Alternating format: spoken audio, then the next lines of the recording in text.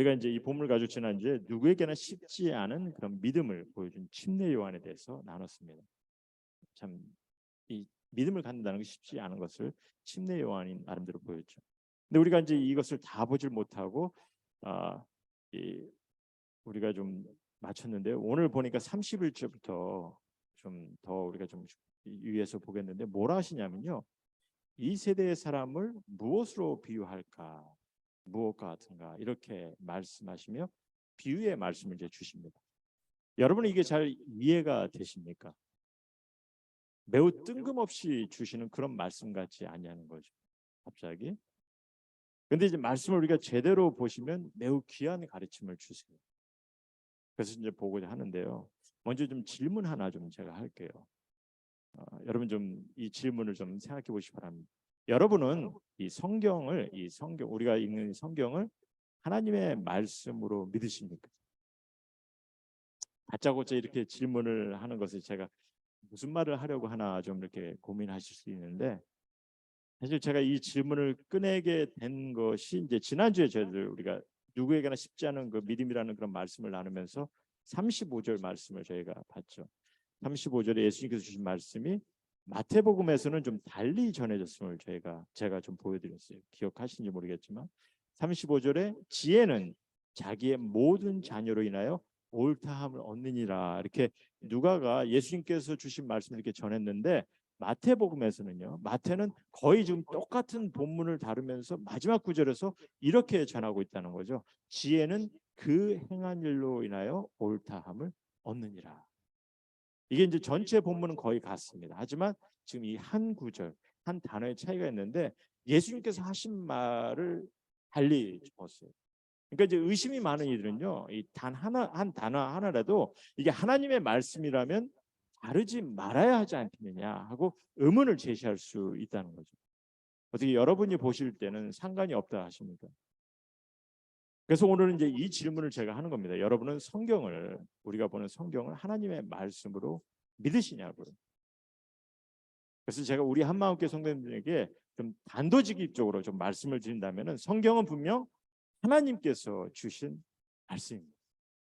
하나님께서 주신 말씀입니다. 하나님께서 주님께서 뜻하신 이들을 통해 성경을 하나님의 말씀으로 기록해 하셨다는 거예요. 그러니까 이제 사람을 통해서 기록해 하셨다는 거죠. 하지만 이제 그들에게 주어진 시기가 다른 것을 보게 됩니다. 이게 하나님의 말씀이 이게 그냥 한순간에 그냥 모든 사람에게 한순간에 이 모든 말씀이 딱 주어졌으면은 어떻게 보면 우리 인간의 입장에서는 그게 정말 하나님 말씀이라 그렇게 좀 쉽게 받아들일 수가 있겠는데 하나님은 그렇게 하지 않았다는 거예요. 당신께서 뜻하신 이들을 통해서 하나님께서 말씀을 기록해 하셨어요. 그리고 우리가 기록한 말씀을 보면은 중요한 것이 말씀을 기록한 이들에게 그 주어진 상황에 저들이 나름 전하고자 하는 그런 의도를 갖고 말씀을 기록하게 하셨다는 거죠. 물론 저들은 자신의 얘기를 적진 않았습니다. 그러니까 누가복음도 보면은 본인이 전하고자 하는 그런 가르침을 적은 것이 아니라 예수님께서 행하시고 또 가르치신 것을 그가 목격하고 듣고 증거하는 입장에서 말씀을 기록한 것이고요. 그리고 중요한 것은 이를 위해 누가에게 성령님께서 감동케 하셨다는 거죠. 성령님께서 감동케 하시고 그 가운데 말씀을 기록해 하신 거죠. 그러기에 우리는 이 말씀을 주님의 말씀이라 하나님의 말씀이라 하는 것입니다. 하지만 분명 누가가 처한 상황에서 누가가 전하고자 하는 그 의도를 갖고 말씀을 기록하도록 하나님께서 그를 뜻하셨어요. 주님은 그렇게 인도하셨습니다. 그러기에 마태의 기록과 누가의 기록이 보는 관점과 또한 가르침에 강조하는 것이 다른 것을 보게 되는 겁니다. 그래서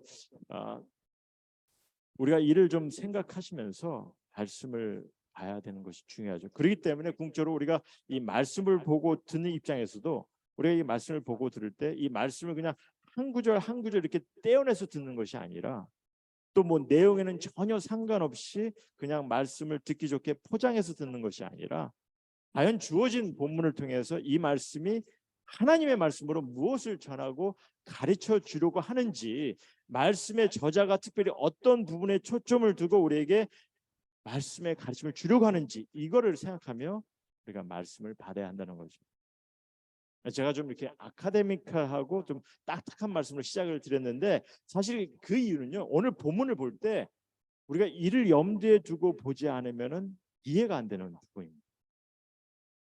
특별히 예수님께서 지금 침례 요한에 관해 말씀을 주신 후에 그 다음에 바로 주신 말씀을 보시면요, 이 본문의 내용이 얼마나 중요함을 우리에게 보여준다는 거죠. 그래서 31절을 우리가 다시 보겠는데요. 그러니까 31절 이전에 예수님께서는 침례 요한에 관해서 말씀해 주셨어요. 비록 한순간 예수님에 대해서 의문을 갖긴 가졌지만 그러나 예수님께서는 오히려 그가 귀한 소명을 받고 이 땅에 보내심을 받은 자라 이렇게 칭찬하셨죠. 그리고 침례 요한이 구약에 기록된 그 하나님의 약속의 예언의 말씀을 이루기 위해서 이 땅에 보내심을 받으셨다 하고 말씀하시면서 27절에 그래서 보시면은 27절 말씀 보니까 기록된 바 보라 내가 내 사자를 내 앞에 보내노니 그가 내 앞에서 내 길을 준비하리라 한 것이 이 사람에 대한 말씀입니다. 지금 침례 요한 예수님이 오시기 전에 지금 800년 전 지금 400년 전에 지금 선지자를 통해서 주신 말씀을 지금 예언으로 주신 말씀을 지금 우리에게 들려주고 있는 거예요.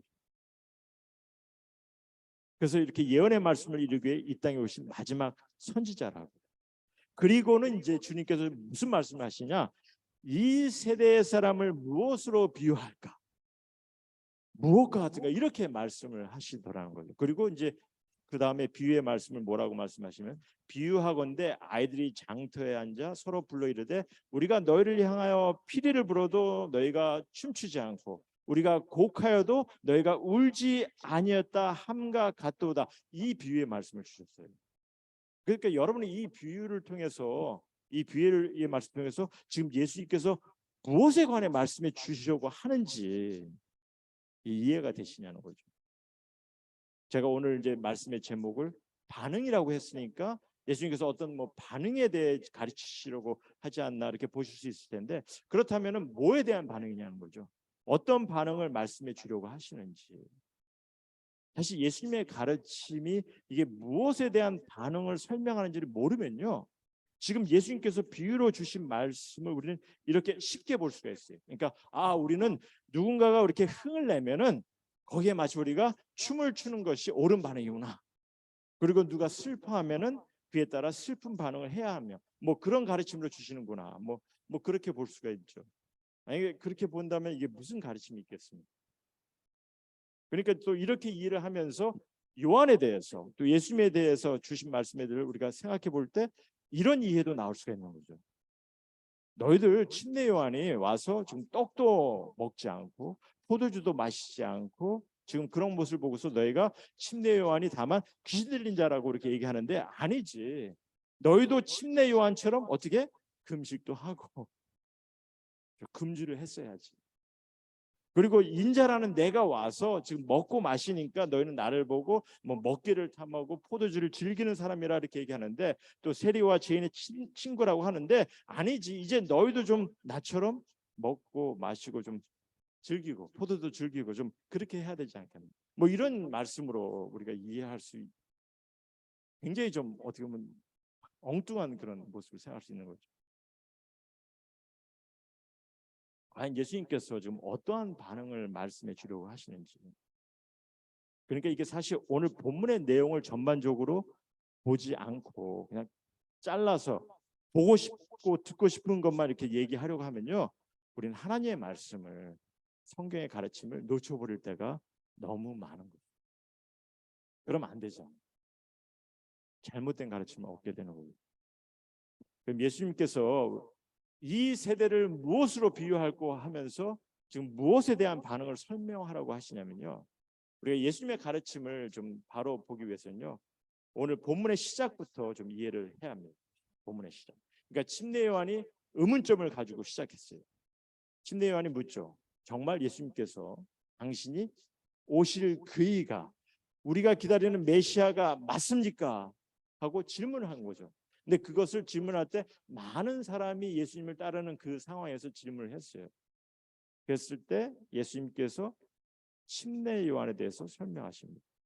그러니까 지금 이렇게 주어진 상황들 여러분들께서 주시해야 합니다. 지금 상황이 어떠냐면 과연 예수님 당신은 누구입니까? 하는 질문이 제시가 됐어요. 그리고 또 예수님의 가르침을 통해서 지금 침례 요한은 과연 누구인가? 지금 이런 질문이 대두되는 그런 상황인 거죠. 그러면서 유대인들이 갖고 있는 그에 대한 반응을 지금 예수님이 지적해주고 계시더랍니다. 그래서 침례 요한에 대해서는 사실 우리 침례 요한은요, 그가 행한 일을 통해서 우리가 이 침례 요한은 그 당시 많은 유대인들이 존경하던, 궁금해하는 인물이었어요. 사실 이게 하나님의 선지자가 아닌지 아니면 혹 메시아가 아닌지 그렇게 궁금해했단 말입니다. 침례. 그래서 29절 말씀 보니까 지금 모든 백성과 심지어 세리들까지도 이미 지금 요한의 침례를 받았다는 거죠. 어떤 침례? 회개의 침례. 왜냐하면 침례 요한은요, 회개 침례를 외쳤습니다. 회개하라고, 천국에 가까운 일이라고. 그래서 많은 이들이 정말 요한을 하나님의 놀라운 선지자로 알고 있었다는 거죠. 하지만 이제 30절에 보니까 이 침례를 받기를 원치 않은 이들도 있었죠. 누굽니까? 바리새인들과 율법 교사들. 왜? 누가의 설명을 보면은 누가는 그렇게 이야기합니다. 30절에 저들은 그들 자신을 위한 하나님의 뜻을 저버렸기 때문에, 저들이 갖고 있는 그런 반응을 지금 보여주고 계신 거죠. 그래서 침례를 받지 않았다는 겁니다. 그러나 예수님께서 이제 또한 이렇게 말씀하신 거죠. 지금 침례 요한이 하나님의 약속 가운데 보내심을 받은 자임을 지금 너희들은 보지 못하고 오히려 침례도 받지 못하고 오히려 지금 침례 요한을 귀신 들린 자라, 그렇게 어리석은 반응을 보이고 있다고 지금 지적하고 계십니다. 저들이 얼마나 잘못되고 어리석은 반응을 보이고 있는지 그를 예수님께서 말씀해 주고 계신 거죠. 그렇다면은 저들이 예수님에 대한 반응은 어땠습니까? 예수님께서는 저들의 반응을 이렇게 말씀해 주십니다. 34절에 보니까 인자는 와서 먹고 마시매 너희 말이 보라, 먹기를 탐하고 포도주를 즐기는 사람이요 세리와 죄인의 친구로다, 그렇게 하였다는 겁니다. 자, 이게 지금 뭐에 대한 반응이고 또 지금 우리에게 지금 무엇을 가르치고 있는지 좀 이걸 보려고 하는데요. 제가 이를 어떻게 좀 나눌 거냐면요, 예수님의 이 말씀을 통해서 우리가 가질 수 있는 좀 의문을 좀 제가 제시하고 이에 대한 답변을 좀 생각해 보려고 합니다. 그래서 이제 주보에 보시면은 제가 좀 그 질문을 던졌는데요. 첫 번째 뭐냐면 저들은요, 예수님께서 지금 먹기를 탐하고 포도주를 즐기기만 하는 세리와 죄인과 어울려 다니는 그런 사람밖에 되질 않네 하고서 그런 반응을 보였어요. 그럼 예수님은 왜 이를 지적하셨냐고, 저들의 반응을 특별히. 자, 다시 한번 오늘 본문의 원점으로 돌아갑시다. 분명히 유대인들은요, 누굴 기다렸습니까? 메시아를, 그리스도를 기다리고 있었어요. 근데 예수님께서 오셔서 정말 놀라운 능력을 보이셨거든요. 그래서 22절에 보니까 본인 스스로가 그런 얘기합니다. 지금 맹인이 보며 못 걷는 사람이 걸으며 나병 환자가 지금 깨끗함을 받으며 기먹은 사람이 들으며 죽은 자가 살아나며 가난한 자에게 복음이 전파되는 그 모습을 통해서 내가 메시아임을 인식하라고 지금 예수님께서 지금 침례 요한의 답변을 주신 거죠. 우리가 사실 많은 사람이 예수님을 메시아가 아닌가 하며 그 기도 속에 따라다녔다는 거죠. 그래서 요한도 예수님께서 당신이 오실 그 사람이 맞습니까? 하고 의문의 질문을 던진 거고, 그러니까 바리새인들 그때 당시 율법 교사들도 그런 가능성을 갖고 예수님을 주시했단 말이에요. 그런데 보니까 예수님께서 뭐 율법적인 삶, 뭐 종교적인 삶, 이런 삶을 살아가는 게 아닙니다.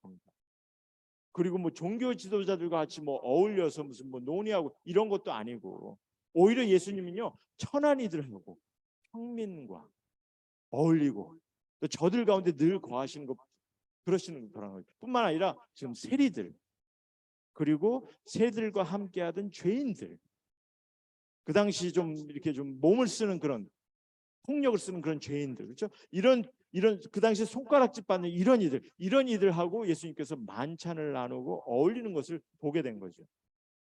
그러니까 저들이 기대하고 예상했던, 저들이 추측했던 그런 메시아가 전혀 아니니까 지금 그렇게 얘기하는 겁니다. 먹기를 탐하는, 포도주를 즐기는, 죄인들과 어울리는 그런 인물이라고 판단한 거죠. 그리고 예수님은 이런 저들의 반응을 지금 지적하고 계십니다. 그래서 질문을 하는 겁니다. 왜 이런 지적을 하셨는지. 뭐 저들이 그런 생각을 뭐 갖겠다면 뭐 갖는 건데 왜 이런 지적을 하셨는지. 근데 저는요, 예수님이 이런 지적하심이, 그리고 저들의 반응이 왜 이랬는지, 이것이 지금 우리에게 너무나 중요한 질문이라고 봅니다. 왜냐하면 우리가 어떻게 반응을 합니까? 우리가 반응을 할 때는요, 우리가 궁극적으로 우리도 하나님의 말씀을 통해서 반응을 하죠. 하나님의 말씀을 우리가 어떻게 바라보고 하나님의 말씀을 어떻게 이해하고 거기에 따라서 우리가 하나님에 대한, 주님에 대한 반응을 보이는 거죠. 우리는 사실 저들과 똑같은 성경 말씀을 봅니다. 특별히 구약의 말씀까지. 그리고 예수님께서 행하신 사역, 뭐 우리가 똑같이 볼 수 있는 거죠. 물론 이제 우리에게 조금 어드밴티지가 있다면 우리는 성경 전체를 볼 수 있는 그런 특권이 주어진 것뿐이고, 그래도 사실 저들이 묵상했고 또 저들이 목격한 것을 우리도 똑같이 경험할 수 있다는 거죠. 그래서 그런 경험 속에 과연 주님을 바라보는 우리의 반응은 어떠하냐는 겁니다. 어떻게 우리 한마음교회 성도님들은 예수님을 바라보는 반응이 어떠하십니까? 제가 사실 그래서 이 부분을 좀 엄청 강조를 하고 있는 중인데, 여러분은 제가 정말 이 주님을 바로 보고 있는지, 바로 알아가고 있는지, 올바른 반응을 갖고 있는지 너무나 귀하고 중요하다고 봅니다. 이게 바로 보지 못하면요, 우리가 예수 그리스도를 바로 보지 못하면요, 완전히 좀 헛다리 잡는 거나 마찬가지예요. 인생에 너무나 귀한 것조차 놓칠 수 있는 거고, 왜냐하면 영생의 문제가 달려 있는 겁니다. 구원의 문제가 달려 있어요. 죽고 사는 문제가 달려 있다는 거죠. 하지만 문제는 이게 잘못 보기가, 잘못된 반응을 갖는 것도 너무나 가능하기 때문에, 지금 똑같은 말씀을 보면서도 이런 갈려진 반응을 가질 수 있다는 거, 이 자체가 두렵지 않으세요? 지금 똑같은 주님을 말씀을 통해서 역사하는 주님을, 요한을 바라보면서 좀 갈려지는 반응들을 우리가 볼 수 있다는 거죠. 그래서 거듭 강조를 드립니다. 우리가 하나님의 말씀을 바로 봐야 하는 것이, 이것이 너무나 중요하다. 똑같은 말씀을 보는데 말씀을 인식하면서 주님을 바라보는 것이, 요한을 바라보는 것이 다를 수 있다는 거예요. 두 번째 질문은 뭐냐면요, 분명 예수님께서 지금 메시아 그리스도로 오셨음을 좀 많은 이들이 기대하고 예상하였는데, 왜 예수님을 오셔서 먹고 마시는 것을 귀히 여기셨는지, 이게 제 질문입니다. 왜냐하면 예수님께서 스스로 지금 말씀하시거든요.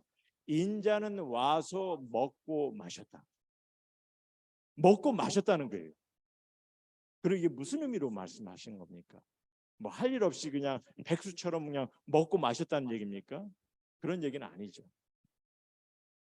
근데 지금 침례 요한은요, 이게 지금 비교되는 말씀을 주시거든요. 침례 요한은 와서 떡도 먹지 아니하며 포도주도 마시지 아니했다 하십니다.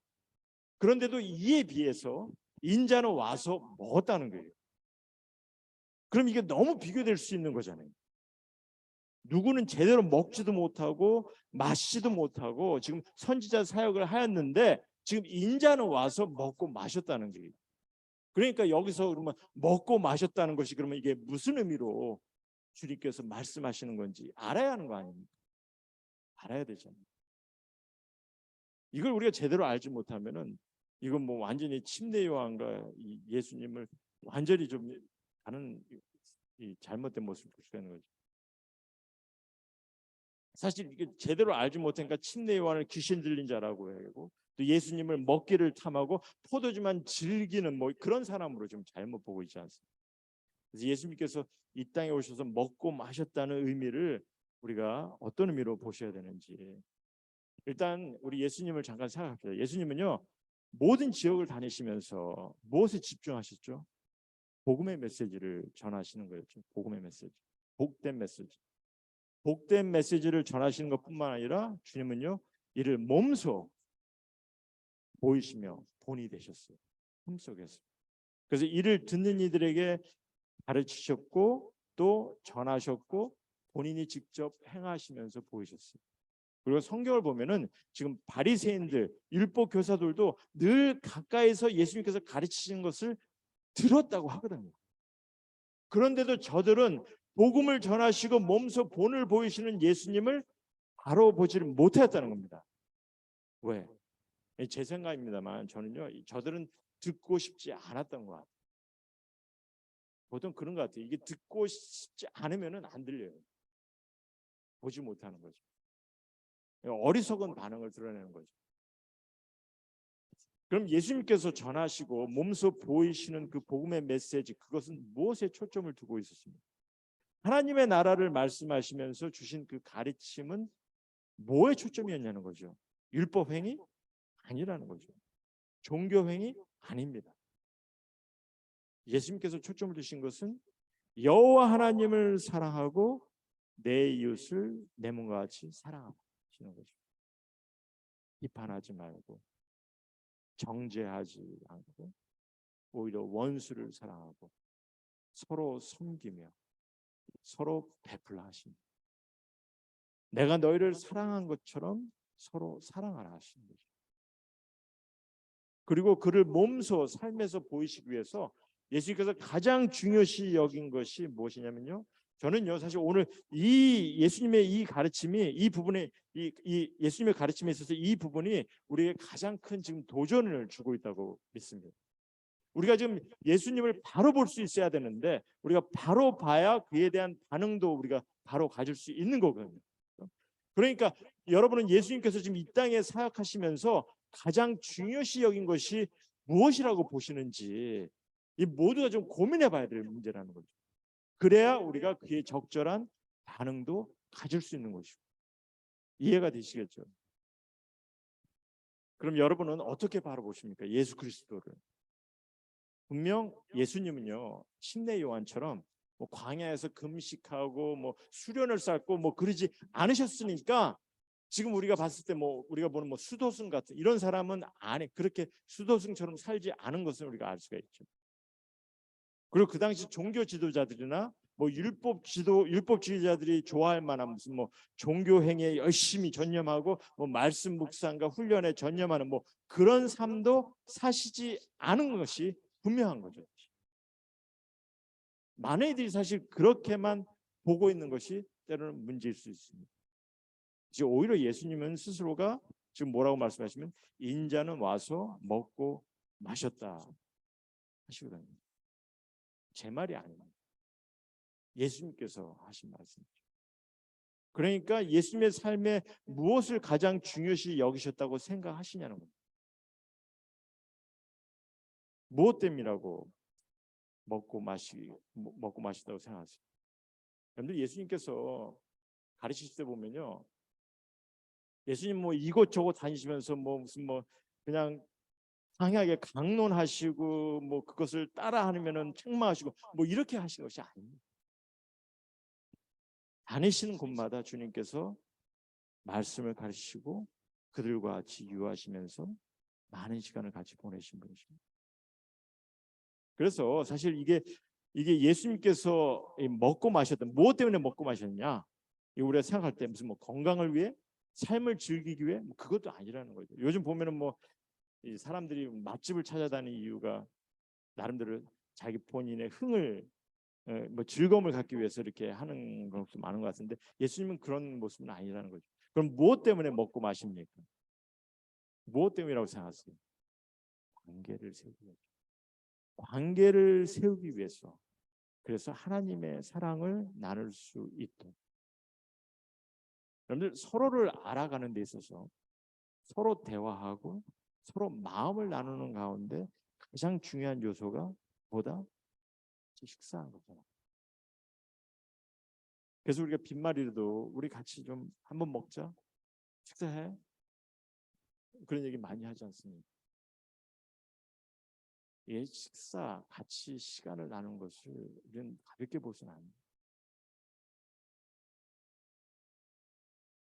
그래서 저희 교회도 그래서 식사를 나누는 것이고 음식을 나누면서 많은 것들이 시작이 됩니다. 그 가운데 서로 알아가고 마음을 나누게 되고 대화하게 되고 그래서 하나님의 사랑을 나누게 됩니다.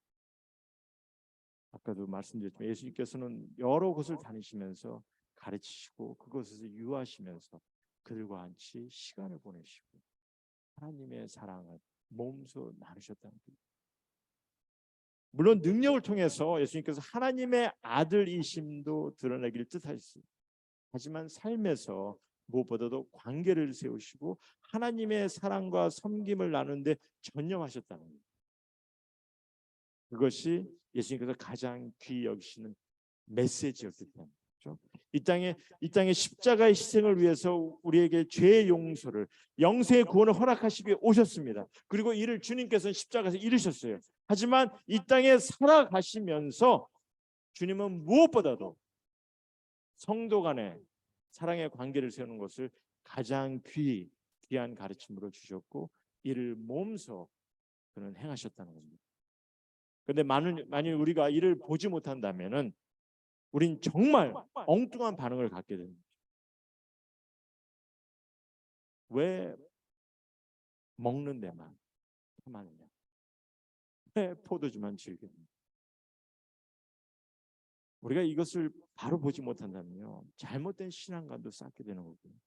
관계를 외면하는, 주님이 원치 아니하는, 다만 종교 행위에만 집중하는, 다만 건물이나 어떤 숫자에만 초점을 두는 그런 교회도 세울 수 있는 거고.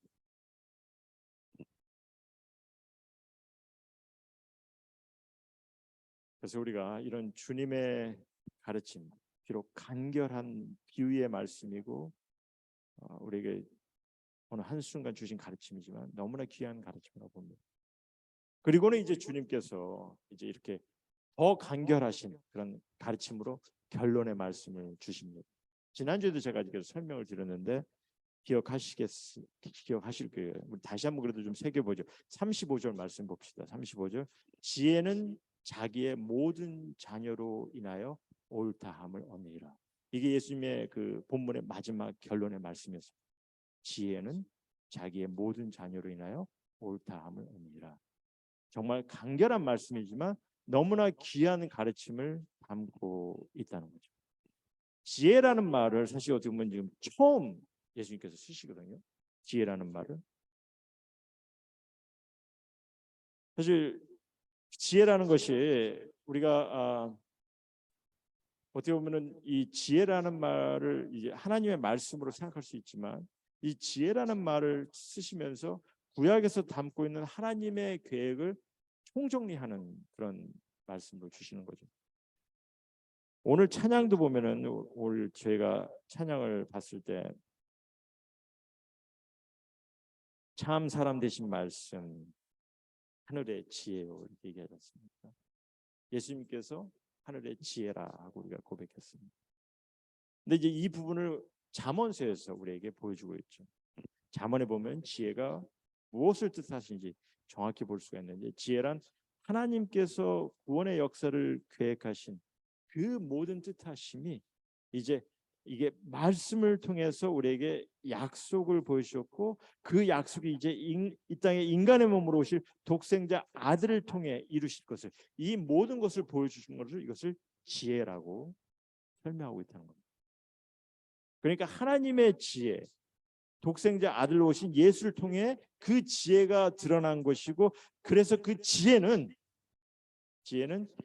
여기 보면 자기의 모든 자녀로 했는데 이 지혜의 자녀입니다. 그렇죠? 지혜를 통해서 생긴 모든 자녀로 즉 하나님의 지혜를 통해 역사하는 모든 자녀 가운데 주님께서 그들로 인해서 지금 하나님의 지혜가 하나님의 지혜가 정말 의로운 이름을, 주님을 통해서 나타내신 그 지혜가 정말 의로운 이름을 입증한다는, 옳게 드러난다는 그런 말씀으로 마지막 결론을 주시는 말씀입니다. 그리고 이것을 마태는 사실 지혜가 그 행한 일로 옳다함을 얻는다 이렇게 얘기했는데, 그 행한 일도 지혜의 행한 일이죠.